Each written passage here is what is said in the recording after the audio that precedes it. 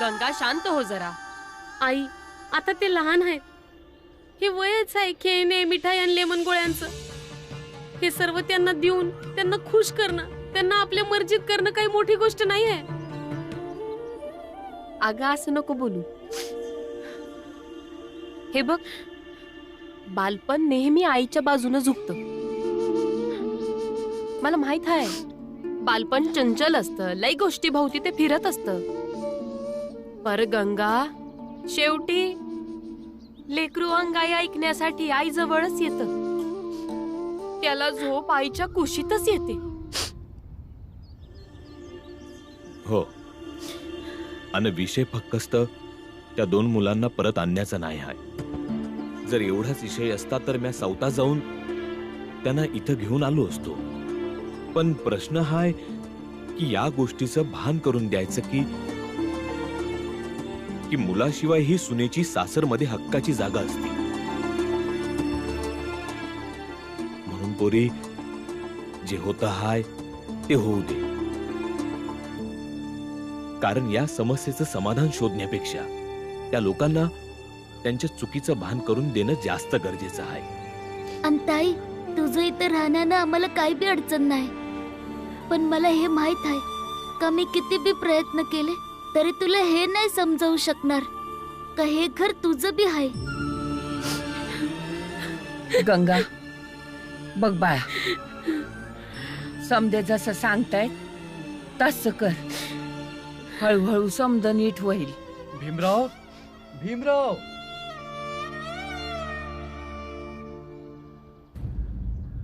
काय झालं गुरुजी? भीमराव, तुझ्या परीक्षेची तारीख आलेली आहे.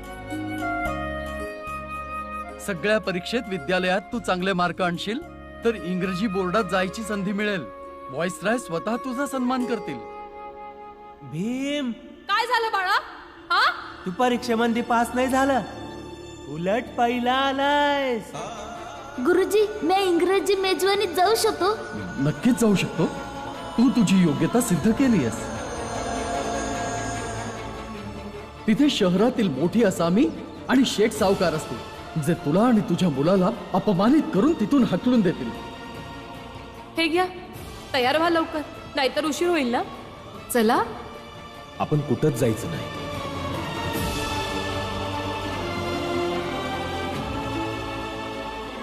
पर मला पूर्ण विश्वास आहे की यावेळेस बी माझा भीमा परीक्षेमध्ये पहिला येईल. तुम्ही बघाच.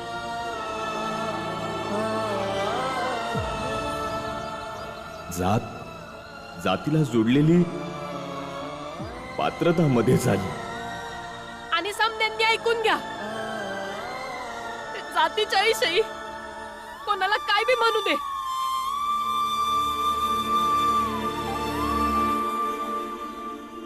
यावेळेला भीमा पुरस्कार घेण्यासाठी जाईल आणि मेजवानीत बी जरूर जाईल, आहे ना?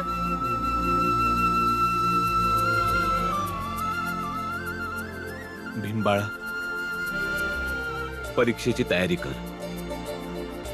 या वेळेला मी तुला थांबवणार नाही. आणि हा, मेजवानीत भी नक्कीच जायचं. काय भीमाबाई? गुरुजी, परीक्षा कधी आहे? 20 दिवसांनंतर.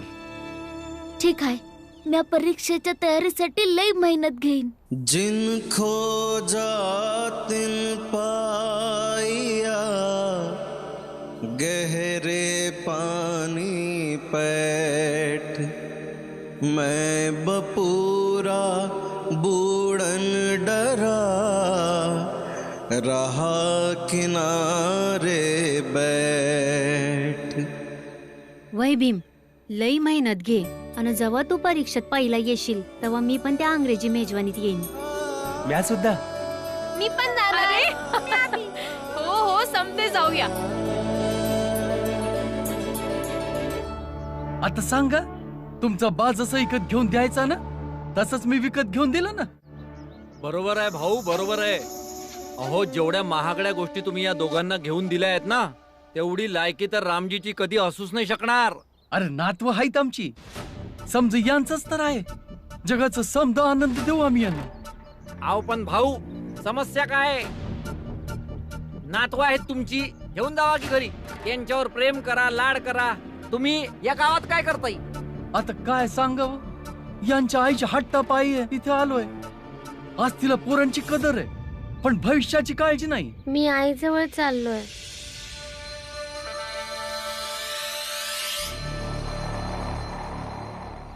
भाऊ, तुम्हाला कुठल्याही गोष्टीची गरज पडली तर सांगाल आम्हाला. बस फक्त तुमच्या मुलांना त्या बाप लेकांच्या जाळ्यात अडकू देऊ नका बस. आई आई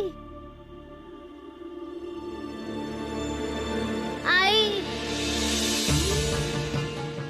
थांब थांब, काय झालं दामोदर? आई कुठे आहे मामा? बाळा, तुझी आई घरला नाही आहे. मला माहित आहे तुला त्रास होतो या, पर लेकरांना आईची उणीव होऊ दे, सांभाळू दे यासनी. थांब तू. कुठे गेली आई? मला तिच्या जवळ जायचं आहे. माहित नाही, ती कुठेतरी बाहेर गेली आहे. पर आली ना की सांगतो आम्ही की दामोदर शोधत होता. ठीक आहे? अरे तुमच्या आईशीला अजिबात चिंता नाही आहे तुमची. कशा बाई आई आई करता? मी आहे ना तुमची आजी. नाही, मला आईजवळ जायचंय.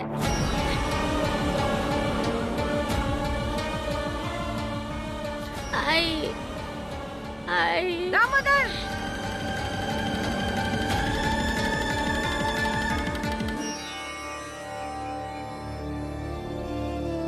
आई, माझी लेकर रडतायत ग. मला जाऊ दे त्यांच्या जवळ. गंगा, परिस्थिती समजून घ्यायचा प्रयत्न तर कर. आई आहे ना मी तुझी. हा? समजू शकते तुझा त्रास, पर आता जरा त्रास सहन करशील तर तुझ्या आणि लेकरांच्या भविष्यासाठी सोयीचं राहील. पाहतेस ना, बस थोडाच येळ झाला लेकर तुझ्यापासून दूर आहे, किती याकूळ झाले आपल्या आईसाठी. आणि या लोकांना वाटतं की आयुष्यभर लेकरांनी दूर राहावं. बघ, हे आपण याच आशेने करत आहोत की कमीत कमी लेकरांची स्थिती पाहून यांना कळल की आई विना हे लेकरांचा सांभाळ व्यवस्थितपणे नाही करू शकणार.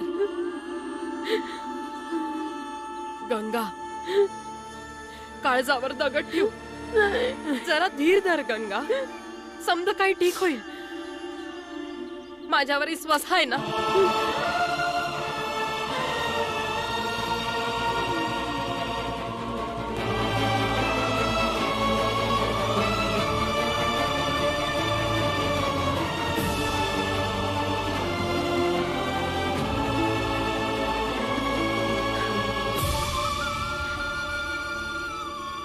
या लेकरांशिवाय माझ्याकडे काहीच नाही उरलंय आई. जेवढं आयुष्य यांनी माझ्यासोबत घालवलं, बस कधीच पेरमानं नाही राहिलं. आणि जेव्हा आमच्या मध्ये सर्व ठीक होत होत, तेव्हा हे मला सोडून गेले.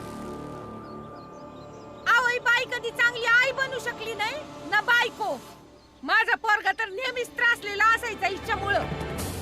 शेवटी बिचारा थकून मुंबईला निघून गेला माझा पोरगा. आईच्याच म्हातार प्यायला लागलेला तू. मी तर म्हणतो की तुम्ही दोघं आत्ताच्या आत्ता आमच्या बरोबर चला. तुमच्या आईला तुमची आठवण आली ना तर ते स्वतः येईल, आणि नाही आली तर नाही. नाही, मला कुठे बी नाही जायचं.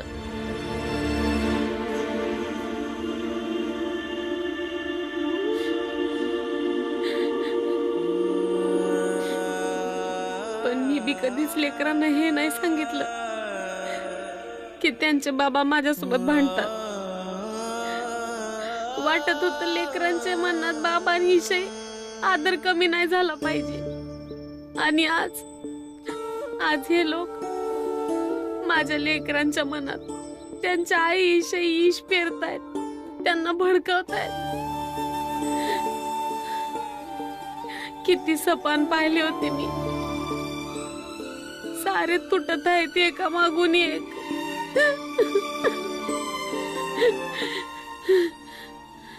ताई, बाबा म्हणतात की जुन्या गोष्टींना वर्तमानाला जोडण्याचा प्रयत्न केला ना तर दुःखच होतं. जे झालं ते आता परत तर नाही येणार, म्हणून आता भविष्याचा विचार कर.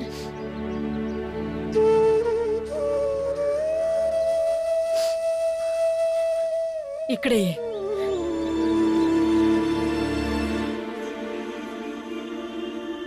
या संसारात ना भीमा, माणूस आणि बाई दोघांची बी समस्या वेगवेगळ्या प्रकारच्या असतात. जसं माणसानी जर त्याची बायको गमावली तर त्याचं आयुष्य थांबत नाही. हा त्यासनी दुःख होतं, लई दुःख होतं, पण हळूहळू का असना त्याचं आयुष्य पुढे जाऊ शकतं.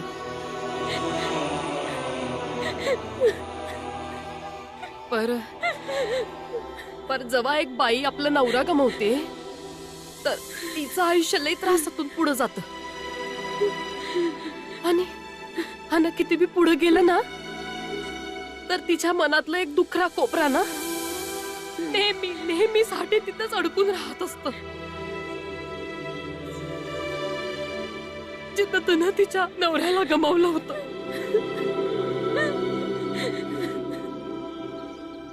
बाबा मला त्यांच्या जवळ जायचंय. गंगा, जावई बापू मेले हाय.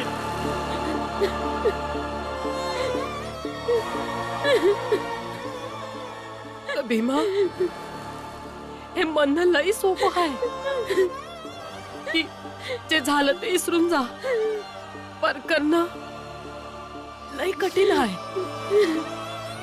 मला माफ कर आई. मी हे सर्व समजून नाही शकलो. काही नाही होत. हे समज समजण्यासाठी तू अजून लई लहान आहे. पर मला या गोष्टीचा विश्वास आहे की तुझं म्हणणं कधी बी चुकीचं नसणार.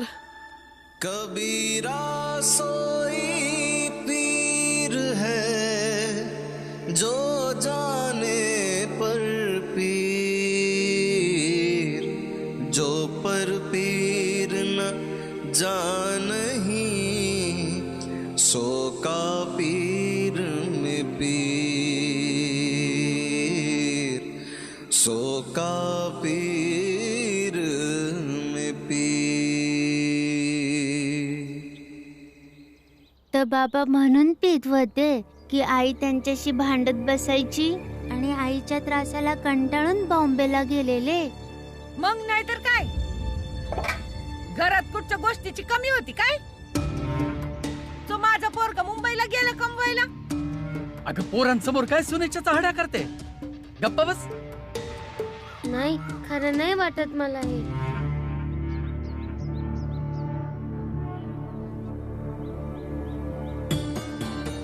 बरं ते समजा जाऊ द्या. मला हे सांग, माझी पोरं काय खाणार? पुरी भाजी. पुरी भाजी खाणार?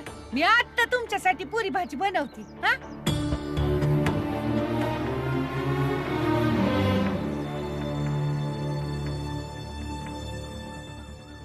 आवई बाई कधी चांगली आई बनू शकली नाही ना बायको. माझा पोरगा तर नेहमीच त्रासलेला असायचा इच्छामुळं. शेवटी बिचारा थकून मुंबईला निघून गेला माझा पोरगा. आईच्याच म्हातार प्यायला लागलेला तू.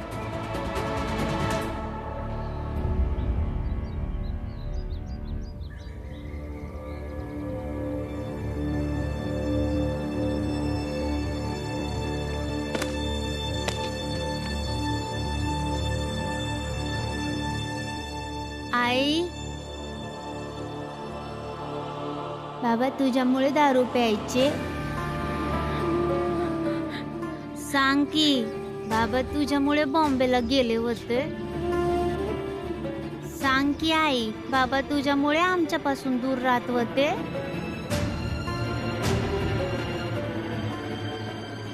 तुला काय वाटतं? तुला नाही विचारत आहे मामा. पण प्रश्न बी तर तुझे नाही आहेत. हे प्रश्न तुझ्या डोक्यात कोणीतरी घातले आहेत. माझे बाबा आता माझ्यासोबत नाही आहेत. ही माझी आई आहे आणि मला हक्क आहे माझ्या आईला प्रश्न विचारायचा आणि मला उत्तर पाहिजे की माझे बाबा माझ्या आईमुळे वारले का?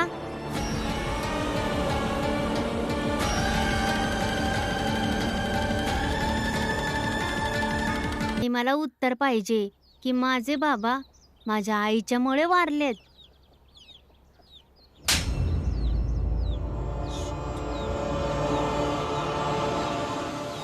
मिळालं उत्तर तुला?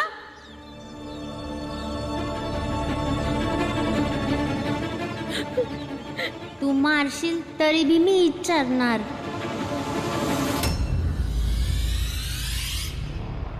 लय पुरावे आहेत माझ्याकडे याचे. जर मी दिले ना तर समजांसमोर येईल की माझा पोरगा हिला कट्टाळा होता. अहो आव तुम्ही असं पोरांसमोर नाही बोलू शकत. आणि तुम्ही ज्यांच्याबद्दल बोलताय ते आता या दुनियेत नाही आहेत की त्यांची बाजू मांडू शकतील. अरे कुठली बायको आपल्या नवऱ्याशी भांडून बाहेर जाते? माझ्या बायकोला गेली 40 वर्षात खूप मारलंय मी बरंचदा, पण बघा राहिली ना माझ्या बरोबर. कधी मला सोडून माहेरी तर गेली नाही ना. पण तुमची पोरगी पळून माहेरी यायची, इथं येत असे पण परतून सासरी येत नसे. याच भांडाभांडीमुळे तो दारू पिऊ लागला होता. हो हो, ते समजा वाईट माझ्याचमुळे झालंय ना.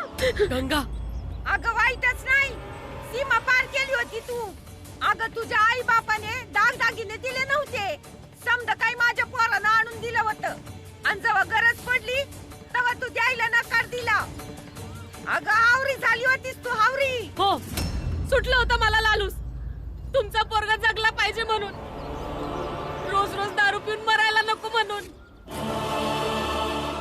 मागितले होते दागिने ऐकण्यासाठी, नाही दिले कारण जास्त जगायला पाहिजे होतं म्हणून. अगं ही समधी तर कारण आहेत. दारूच पित होता ना, हळूहळू सोडली असती त्यानं, पण नाही. अगं तुला तर त्याला बोटावर नाचवायचं होतं ना, पण त्यानं तसं केलं नाही. आणि शेवटी निघून गेला मुंबईला आणि मेला माझा पोरगा. अगं खाऊन टाकलंस माझ्या पोराला. गंगा, खाऊन टाकलं तुमच्या पोराला. ऐकलं तुम्ही दोघांनी? खाऊन टाकलं तुमच्या आईने तुमच्या बापाला. तुम्ही बी तुमच्या आजी आजोबाजवळ राहा, नाहीतर तुम्हाला बी खाऊन टाकलं. जा इथून. गंगा, गंगा, जा. गंगा काय करतायस? सांभाळ स्वतःला. अरे कसली बाई आई, देवा आम्हालाच बोलतीये आणि वरून नातवांना मारती. माझ्या पोराला खाल्लं. अगं कायची हाय लागल तुला.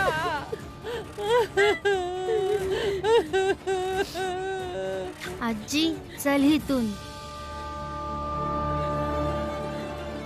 तुला आईला बघून भीती वाटते ना? चल चल.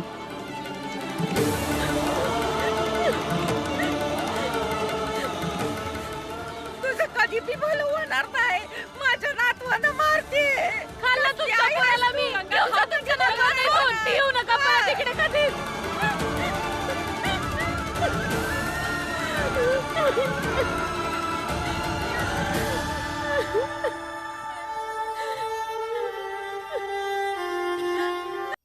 अशी कुठली आई असेल जी आपल्या पोराला घाबरवेल?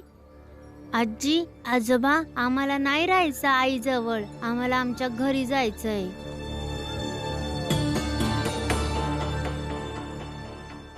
वय वय बाळा, आपण आपल्या घरला जाऊ.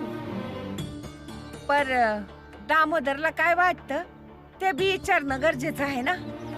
आम्ही दामोदरला नाही सांगणार की आईला सोडून आमच्या बरोबर चाले. तो जेव्हा स्वतःच्या मर्जीनं जायला तयार होईल ना, तेव्हा आम्ही समजे घरी जाऊ.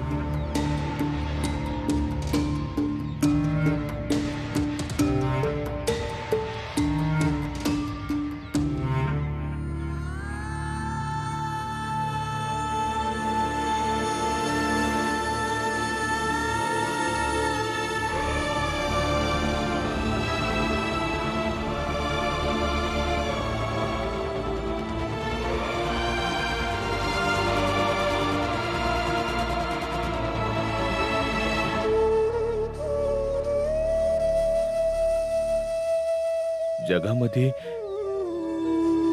कुठला बी बाप असा नको असू दे ज्याच्या समोर आपल्या पोरीचं आयुष्य असं उद्ध्वस्त होत आहे.